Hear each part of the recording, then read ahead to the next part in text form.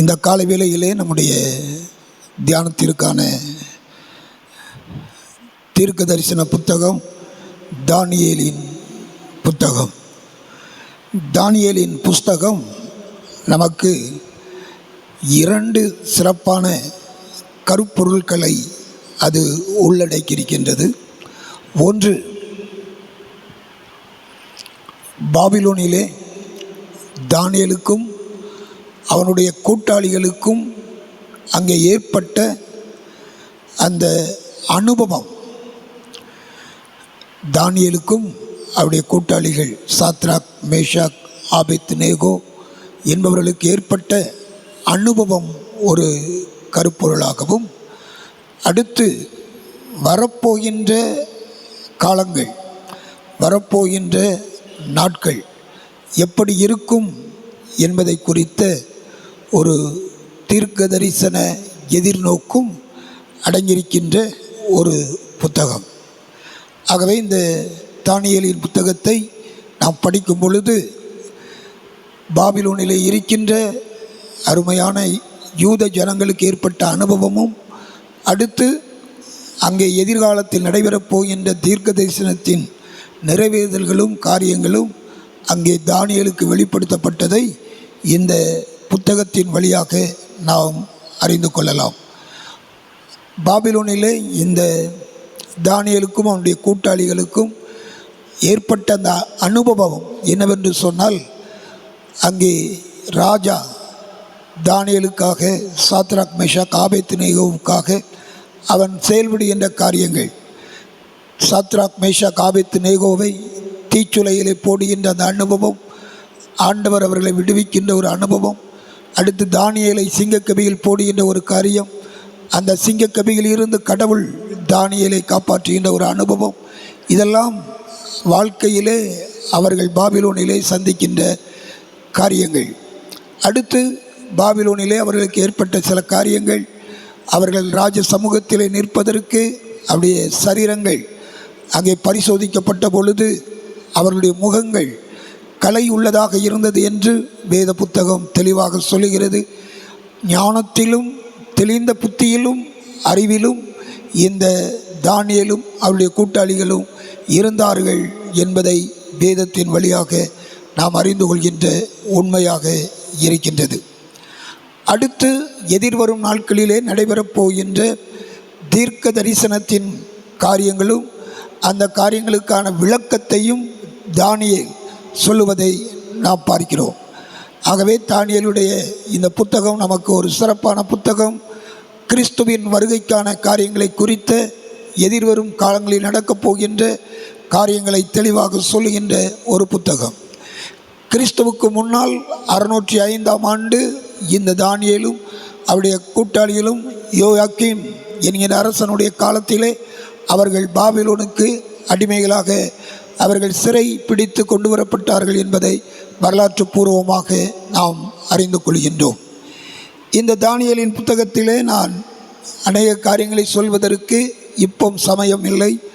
ஆகவே 2வது அதிகாரத்திலே அரசன் கண்ட, நேபுகாத் நேச்சார் கண்ட அந்த சொப்பனமும் அந்த சொப்பனத்திற்கான விளக்கத்தையும் நாம் பார்க்கும் பொழுது அது நம்முடைய எதிர்வரும் காலங்களுக்கான சில காரியங்களை கற்றுக்கொள்வதற்கு ஏதுவாக அமைகின்றது.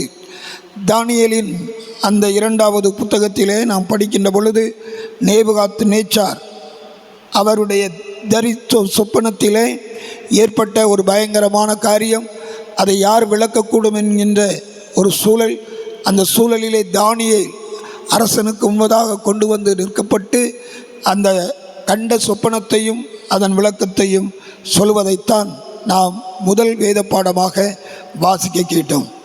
இந்த முதல் வேத பாடமாக வாசிக்க கேட்ட அந்த தானியேலின் புத்தகம் 2வது அதிகாரத்திலே 23 முதல் 36 வரை நாம் பார்க்கின்ற பொழுது முடிந்து போன வரப்போகின்ற ராஜ்யத்தின் காரியங்களை குறித்து தானியேல் இங்கே சொல்லுவதை நாம் பார்க்கலாம். ஒரு சிலையை நீர் கண்டீர், அதனுடைய தலை பசும் பொன்னாலும், அதன் மார்பும் அதன் புயங்களும் வெள்ளியும், அதன் வயிறும் அதன் தொடையும் வெண்கலமும், அதன் கால்கள் இரும்பும், அதன் பாதங்கள் பாதி இரும்பும் பாதி களிமண்ணுமாய் இருந்தது. நீர் பார்த்து கொண்டிருக்கும் போதே கைகளால் பெயர்க்கப்படாத ஒரு கல் பெயர்ந்து உருண்டு வந்தது. அது அந்த சிலையை இரும்பும் களிமண்ணுமாகிய அதன் பாதங்களின் மோதி அவைகளை நொறுக்கி போட்டது.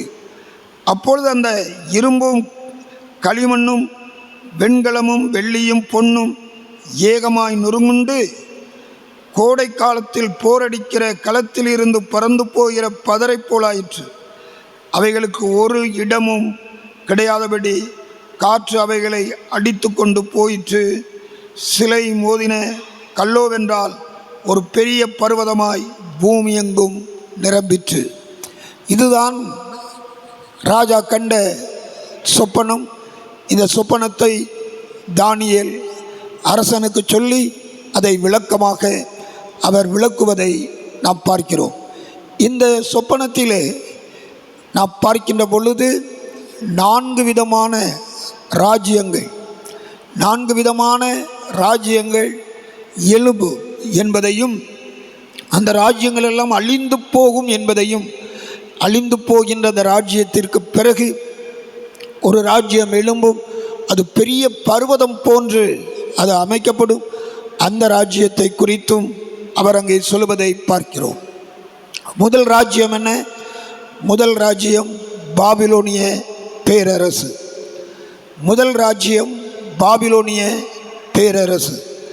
நேபுகாத்நேச்சார் அவருடைய படைகள் பல்வேறு இடங்களிலே ஜனங்களை பிடித்து கொண்டு வந்து கல்தையருடைய பட்டணங்களிலே, கல்தையருடைய நாட்டிலே குடியமர்த்துவதும், இந்த பாபிலோனுடைய அரசு மிகவும் விஸ்தாரமான ஒரு அரசாக அது அமைவதையும் நாம் வரலாற்று பூர்வமாகவும் வேதத்தின் ஆதாரமாகவும் அறிந்து கொள்ளலாம்.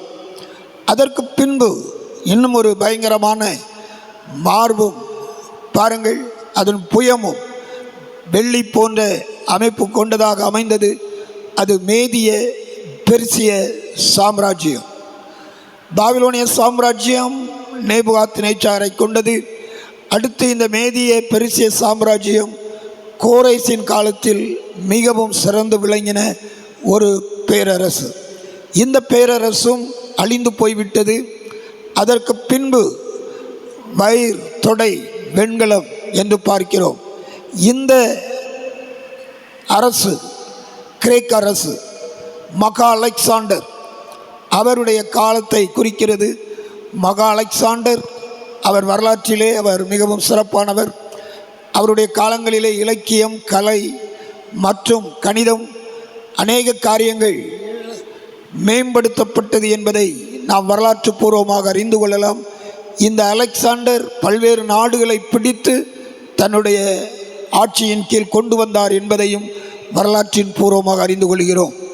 அந்த ராஜ்யமும் அழிந்து போய்விட்டது. கிரேக்க சாம்ராஜ்யம் அழிந்து போய்விட்டது. அதற்கு பின் எழும்பிய சாம்ராஜ்யம், அதன் கால்கள் இரும்பு என்று சொல்லப்பட்டு இருக்கிறது. அதனுடைய கால்கள் இரும்பு, அது பாதங்கள் களிமண்ணும் இரும்பினால் ஆனது என்று சொல்லப்பட்டு இருக்கிறது. அந்த ராஜ்யம் ரோமானிய சாம்ராஜ்யம். ரோம சாம்ராஜ்யம் இரும்பு கரம் கொண்டு மக்களை அடக்கி ஆண்டு, அந்த ரோம அரசர்கள் பல்வேறு விதமான தீமைகளை மக்களுக்கு செய்து தங்களுடைய ஆட்சியை அவர்கள் நிறைவேற்றினார்கள். இப்படிப்பட்ட அந்த நிலையிலே இந்த ரோமானிய சாம்ராஜ்யமும் அழிந்து போய்விடும் என்பதையும், அதற்கு பின்பு ஒரு கல் ஒன்று வந்தது, அது இந்த சிலைகள் மீது மோதியது, எல்லாம் தூள் தூளாக போனது, காற்று பறக்கடிக்கிற பதரை போல் அவைகள் இல்லாமல் பறந்து போய்விட்டது. இன்றைக்கு இந்த ராஜ்யங்கள் எல்லாம் நாம் பார்ப்பது கடினம். வரலாற்று பூர்வமாக எல்லாம் படையெடுப்பினாலே அழிந்து போய்விட்டது என்று பார்க்கிறோம். அதற்கு பின்பு கால்களும் அந்த விரல்கள் பாதி களிமண், பாதம் இரும்பும் களிமண்ணும் கலந்து இருந்தது என்பதை பார்க்கிறோம். இன்றைய நாட்களிலே அதை சொல்லுகின்ற பொழுது மக்களும் அரசும் சேர்ந்து நடத்துகின்ற ஆட்சிகள். நீங்கள் அகில உலகமும் பார்க்கும் பொழுது மக்களால் தேர்ந்தெடுக்கப்பட்ட பிரதிநிதிகள், அரசு அதிகாரிகள் இணைந்து நடத்துகின்ற ஒரு ராஜ்யங்கள் எல்லா இடங்களிலும் இருக்கிறது. ஆனால் இதுவும் அழிந்து போகும். இதற்கு பின்பு வருகின்ற ஒரு ராஜ்யம் இருக்கிறது. அது தேவனுடைய ராஜ்யம். தேவனுடைய ராஜ்யம் எல்லாவற்றையும் அழித்து அது ஒரு பெரிய பர்வதம் போல் இருக்கும் என்பதை வேதம் தெளிவாக சொல்கிறது. ஏசாயா தீர்க்கனின் புத்தகம் 2ஆம் அதிகாரத்தை படிக்கின்ற பொழுது ஜனங்கள் எல்லோரும் அவர்கள் பர்வதத்தை நோக்கி ஓடி வருவார்கள், அங்கே கர்த்தரை அவர்கள் ஆராதிப்பார்கள் என்பதை ஏசாயா தீர்க்கனின் புத்தகம் 2ஆம் அதிகாரம் 2 முதல் 3 வசனங்களிலே படிக்கிறோம். 11ஆம் அதிகாரம் 9வது வசனத்திலே படிக்கிறோம். மீகாவின் புத்தகம் 4வது அதிகாரம் முதல் வசனங்களிலே படிக்கிறோம். தேவனுடைய ராஜ்யம் வருவதற்காக அவருடைய பிள்ளைகளாகிய நாம் காத்து கொண்டிருக்கிறோம். அந்த தேவராஜ்யம் இந்த பூமியிலே ஸ்தாபிக்கப்படும் என்பதை பார்க்கின்ற பொழுது 1000 வருட அரசாட்சியின் காரியங்கள், அதற்கு பின்பு நித்திய நியாய தீர்ப்பு, இவைகளெல்லாம் வரலாற்றில் நடைபெறப் போகின்ற காரியம். தானியேல் இந்த காரியங்களையும் அவர் சொல்லியிருக்கிறார். தானியேல் தன்னுடைய 9வது அதிகாரம் 10, 11 அதிகாரங்களை நீங்கள் படிக்கின்ற பொழுது கிறிஸ்து வரும் பொழுது உபத்திரவத்தின் நாட்கள் வரும் என்பதையும், அந்த உபத்திரவத்தின் நாட்களிலே கடைசி நாட்களிலே பாழாக்குகின்ற அருவருப்பு நிறைந்த அந்தி கிறிஸ்து அவன் தேவாலயத்திலே வந்து நிற்பான் என்பதையும் சொல்லப்பட்டிருக்கிறது. இதைத்தான் நாம் 2வது பாடமாக வாசிக்க கேட்டோம். மத்தேயு எழுதின சுவிசேஷத்திலே 24ஆம் அதிகாரத்திலே 13, 14, 15, 16 வசனங்களை படிக்கின்ற பொழுது அங்கே இயேசு சொன்னார். என்ன சொன்னார்? அங்கே அருவருப்பு ஆலயத்திலே காணப்படும் பொழுது அது நெருக்கமான ஒரு காலமாக அமையும். உபத்திரவத்தின் காலத்தின் முடிவும், மகா உபத்திரவ காலத்தின் முடிவும், கிறிஸ்துவின் இரகசிய வருகைக்கு முன்பு அங்கே பாழாக்கும் அருவருப்பானவன் அந்தி கிறிஸ்து வெளிப்படுவான். வெளிப்பட்டு தன்னை தேவாலயத்திலே, எருசலேம் தேவாலயத்திலே தன்னை உயர்த்துவான். நீங்கள் ஜாக்கிரதையாக இருக்க வேண்டும் என்பதை இயேசு கூட அங்கே தெளிவாக சுட்டி காட்டுவதை நாம் பார்க்கிறோம். அன்புக்குரியவர்களே, இந்த கால வேளையிலே கர்த்தருடைய பிள்ளைகளாய், ஆண்டவருடைய மக்களாய் நாம் இங்கே கூடி வந்திருக்கிறோம். ஒருவேளை தீர்க்க தரிசனங்கள் நிறைவேறின காரியங்கள் உண்டு, நிறைவேற போகின்ற காரியங்கள் உண்டு. நாம் இன்றைக்கு வரலாற்று பூர்வமாகவும் சரித்திர பூர்வமாகவும் நாம் உலகத்தை உற்று பார்க்கும் பொழுது இது கடைசி காலம் என்பதை தெளிவாக அறிந்து கொள்வதற்கு ஏதுவான சம்பவங்கள் நடைபெற்று கொண்டிருக்கிறது. இதைத்தான் தானியேல் அங்கே தன்னுடைய புத்தகத்திலே பதிவு செய்கிறார். 2 கருப்பொருட்களை இது உள்ளடக்கியது என்று சொன்னேன். ஒன்று, பாபிலோன் தேசத்திலே யூத ஜனங்களுக்கும் யூத மக்களுக்கும் ஏற்பட்ட அனுபவம். 2வதாக எதிர்வரும் காலங்களிலே நடைபெறப் போகின்ற சம்பவங்கள். இவைகளை கர்த்தர் தானியேலுக்கு வெளிப்படுத்தினார். தானியேல் இதையெல்லாம் கண்டபொழுது தன் மனதிலே அதை இரகசியமாக வைத்தார் என்பதையும் வேதவசனம் தெளிவாக நமக்கு சொல்லுகின்றது. ஆகவே இந்த கடைசி காலத்திலே கடவுளின் பிள்ளைகளாகிய நாம் இருக்கின்ற உபத்திரவத்தின் காலங்களிலே நம்மை பாதுகாத்து கொள்ள நாம் எப்பொழுதும் ஆயத்தமாக இருக்க வேண்டும். தெசலோனிக்கேரிலே சொல்லப்பட்டிருக்கிறது போல, தடை செய்கிறவன் நீக்கப்படும் முன்னே அந்த காலம் நிறைவேறாது. ஆகவே இன்றைக்கு ஜெபிக்கின்ற பக்தர்கள், ஆண்டவரை நோக்கி வேண்டுதல் செய்கின்ற பரிசுத்தவான்கள், இவர்களெல்லாம் மத்திய ஆகாயத்தில் எடுத்துக்கொள்ளப்படும் பொழுது இந்த உலகத்தின் அழிவும் முடிவும் சடிதியாய் வரும் என்பதிலே சந்தேகமில்லை. ஆகவே நாம் ஆயத்தமாவோம். நாம் ஆண்டவரை சந்திப்பதற்கு நம்மை அர்ப்பணிப்போம். எப்பொழுதும் ஜாக்கிரதை உடையவர்களாக இருப்போம். விழித்திருங்கள். ஆகவே தான் இயேசு சுவிசேஷங்களிலே சொல்லும் பொழுது விழித்திருங்கள், விழித்திருங்கள். ஆகவே விழித்திருந்து ராஜ்யத்தை சுதந்திரித்துக் கொள்ள நம்மையே ஆண்டவருடைய கரங்களில் அர்ப்பணிப்போம். வாழ்க்கையை நாம் பரிசுத்தப்படுத்திக் கொள்ளவும், கிறிஸ்துவை சந்திப்பதற்கு ஏற்ற மனவாட்டியாக நம்மை ஆயத்தப்படுத்துவோம். ஆண்டவர் நம்மை ஆசீர்வதிப்பார். ஆமென்.